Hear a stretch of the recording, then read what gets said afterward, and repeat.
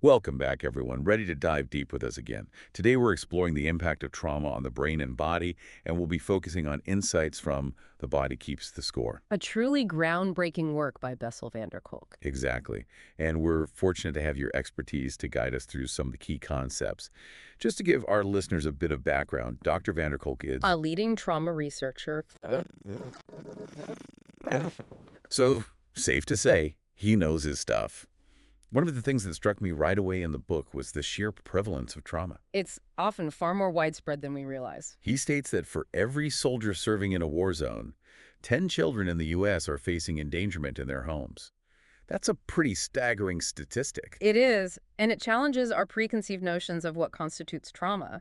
We often associate it with singular, catastrophic events, But it's so much broader than that. absolutely. Trauma encompasses a wide spectrum of experiences, including abuse, neglect, and various forms of violence.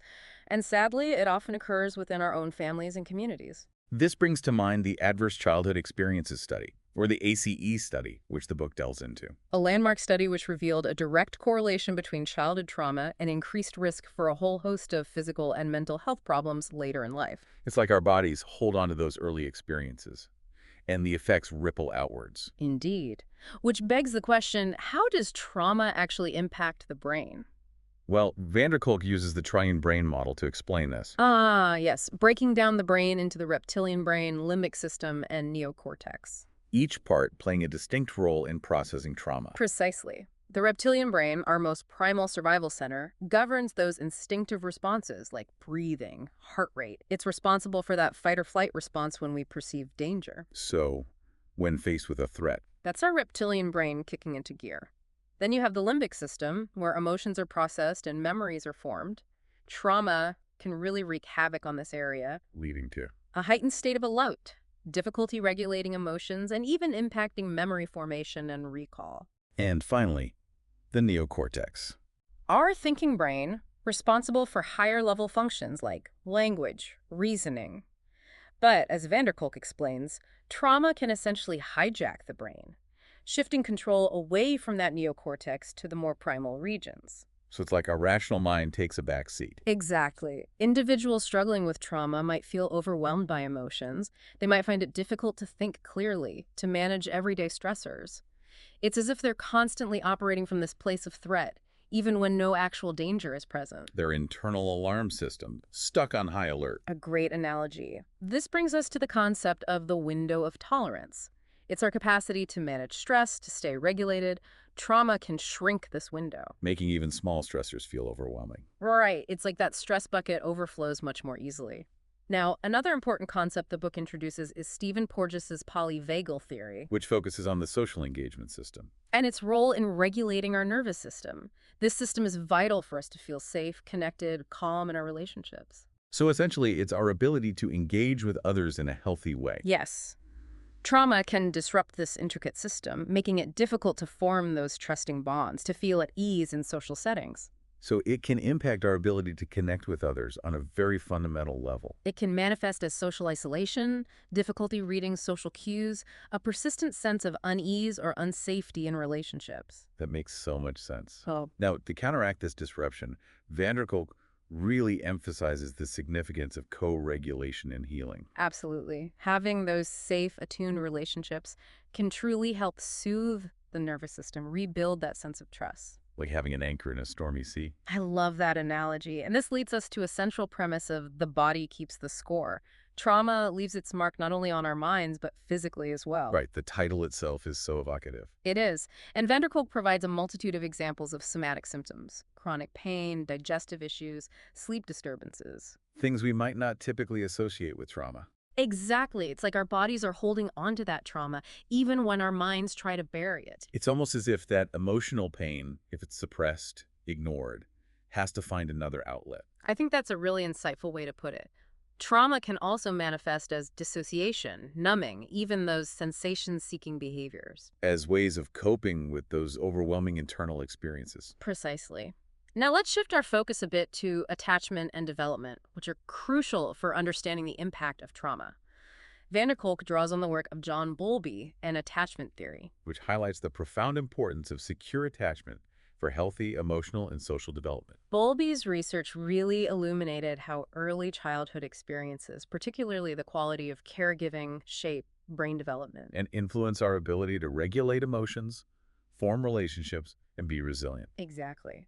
Those early bonds lay the groundwork for our future well-being. But what happens when those early experiences are marred by trauma? That's where things can go awry, Yes. Van der Kolk discusses the concept of disorganized attachment, often a consequence of trauma or inconsistent caregiving. which can then lead to.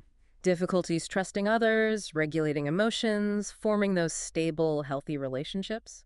So we've got trauma disrupting our nervous system, impacting our attachments, and even manifesting in physical ways. It paints a complex picture, doesn't it? But I assure you, there's also a great deal of hope woven throughout the book. One aspect that particularly resonated with me is van der Kolk's exploration of the challenges language presents when processing trauma. He explains that traumatic memories often reside not as neat narratives, but as fragmented sensations, images, feelings. Making them incredibly difficult to access, to put into words. Especially when dealing with pre-verbal trauma, trauma that occurred before we had the language to even make sense of it. This really highlights the limitations of traditional talk therapy. Which, while valuable for many, might not be sufficient for processing trauma, especially for individuals who struggle to articulate those experiences. Van der Kolk actually encourages exploring alternative routes to communicate and process trauma, Such as art, music, movement, body-based therapies, things that tap into those nonverbal realms where trauma often lives. providing a safe space to express those emotions, those feelings that are so hard to put into words. And connecting with the body's own innate capacity for healing. Now, shifting gears a bit to the path toward recovery, one of the things Van der Kolk emphasizes is that healing from trauma isn't a solitary pursuit. Absolutely not. It happens in relationship. There's safety, connection, co-regulation are key, Therapists, support groups, community resources, they all play a vital role. providing that supportive environment to facilitate recovery. It's like weaving a safety net, helping individuals feel seen, heard, and supported as they embark on that often difficult journey. And within that journey, self-compassion is so important, wouldn't you say? Absolutely critical. Recognizing the strength and resilience it takes to endure trauma is paramount. It's about breaking free from self-blame and shame, which so often accompany these experiences. Now, I know Van der Kolk explores a range of innovative approaches to trauma treatment. He does, including EMDR, neurofeedback, psychomotor therapy, to name a few. EMDR, or eye movement desensitization and reprocessing, has shown a lot of promise in helping individuals process traumatic memories. And in reducing those often debilitating symptoms, Right. it involves bilateral stimulation such as eye movements while recalling the trauma. Which seems to facilitate the brain's natural healing mechanisms, Right.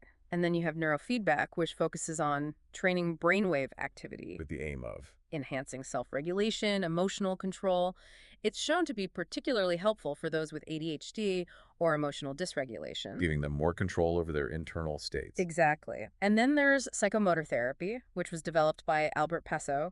It utilizes a combination of movement, role-playing, creative expression to access and work with the different parts of the self impacted by trauma. It's a very experiential approach. It is, helping individuals reconnect with their bodies, rewrite those painful narratives, foster a sense of agency. And of course, we can't overlook the power of the arts in trauma recovery. Van der Kolk dedicates a whole chapter to that, doesn't he? He does, exploring the transformative potential of expressive arts therapies, things like music, theater, dance. They provide this unique avenue for connecting with emotions, nurturing healing, reclaiming that sense of self. Right. It's like the arts create this bridge between the nonverbal realm of trauma and the world of expression, of meaning-making.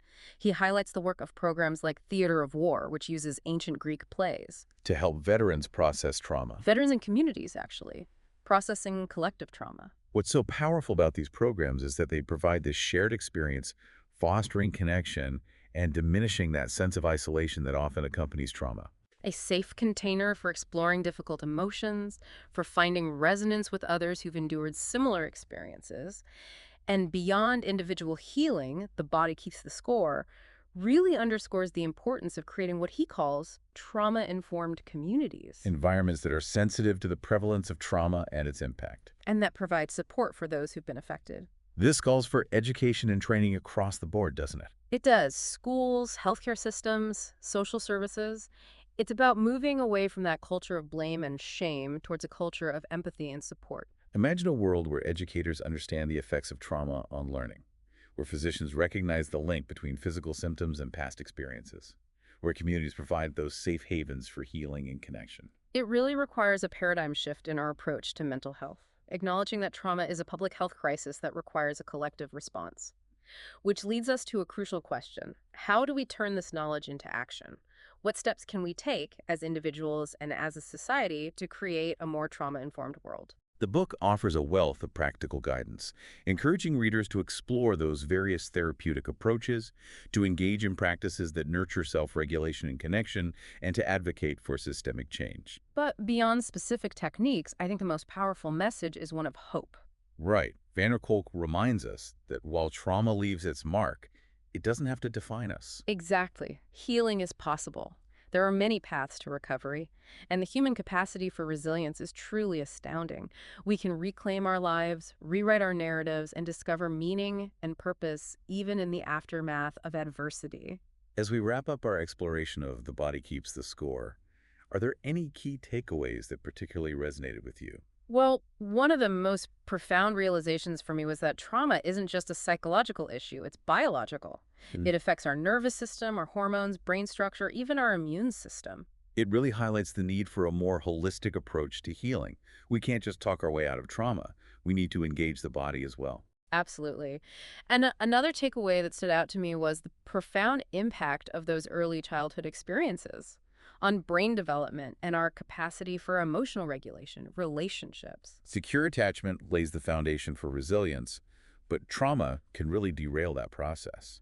It can, leading to a whole host of challenges later on. This really underscores the importance of providing safe and nurturing environments for children, especially those who've experienced adversity. Early intervention and prevention are key. Absolutely. Now, I know we touched on this earlier, but Kolk's emphasis on the limitations of language when it comes to processing trauma was a big one for me, It's a critical point. Traumatic memories, they often reside as these fragmented sensations, images. They're not always easy to put into words. which is why he advocates for therapeutic approaches that go beyond just talk therapy. Incorporating things like art, music, movement, body-based practices, giving people alternative ways to access and express their experiences. To tap into that nonverbal realm where trauma often lives, Exactly. And then, of course, there's the power of co-regulation. which we discussed earlier. Right. Healing happens in relationships, in those safe, supportive connections where we feel seen, heard, understood. It's like building a web of support to help individuals feel connected, grounded as they navigate the often choppy waters of healing. A powerful image. Now, van der Kolk also challenges us to move beyond focusing solely on individual pathology. And to create more trauma-informed communities. Yes.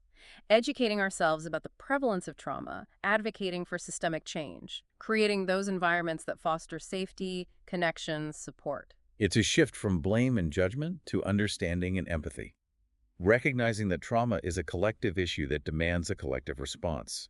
Despite the immense challenges, the book leaves us with a sense of hope, a reminder that healing is possible, that we are incredibly resilient. We can learn to regulate our nervous systems, we can rewire our brains, cultivate those meaningful connections, and reclaim our lives. It's a testament to the transformative power of the human spirit, to find meaning, to find purpose, even in the face of adversity. Now, before we wrap up completely, I thought it might be helpful to distill some of the key takeaways from The Body Keeps the Score. Would you be up for that? Sure, I think that's a great idea. How about we aim for 10 key takeaways? 10 sounds perfect. What are your thoughts? Okay, so first and foremost, trauma is pervasive. It's far more common than we realize, and it goes beyond just those big catastrophic events. It really does. What else comes to mind? Well, the book's title itself is a major takeaway. The body keeps the score. Trauma affects not only the mind, but also the body. It can manifest in physical symptoms, health problems. Right, it's all interconnected. It is. And then there's the triune brain model, which helps us understand how trauma impacts our responses, behaviors, the interplay between the reptilian brain, limbic system, neocortex. The reptilian brain being that primal survival center. Exactly. And another important point, early experiences matter. Secure attachment in childhood is crucial for resilience, while trauma can disrupt this process and lead to challenges later in life. We also can't forget the polyvagal theory. which sheds light on the social engagement system and how trauma can impact our ability to connect, to feel safe in relationships. Right. And I think it's crucial to acknowledge the limitations of language when it comes to processing trauma. Those traumatic memories, they're often stored nonverbally, which is why alternative healing paths like art, music, movement, body-based therapies are so valuable. They provide a different way to access and process those experiences. And of course, we can't overstate the importance of co-regulation. Healing happens in relationships, those safe, supportive connections where we feel truly seen and heard. It's about creating that sense of safety and belonging. Exactly. And then zooming out a bit, creating trauma-informed communities is essential. Environments that acknowledge and respond to the impact of trauma. Moving away from blame and shame toward empathy and support. Yes. And finally, despite all the challenges, there's hope. There's always hope. We have an incredible capacity for resilience, for healing, and for transformation. Trauma may leave its mark, but it doesn't have to define us. Beautifully put. Well, I think we've covered a lot of ground today, and I want to thank you for guiding us through this exploration of The Body Keeps the Score. It's been my pleasure. This deep dive has really just scratched the surface of this complex and multifaceted topic. For our listeners who want to delve deeper, we'll be sure to include links to some of the resources we mentioned in the show notes. And remember, you're not alone on this journey. There are resources available, there's support out there. Never hesitate to reach out for help. That's such an important reminder. Thank you again for joining me for this deep dive. It's been truly insightful. The feeling is mutual. I always enjoy our conversations. Until next time, take care, everyone.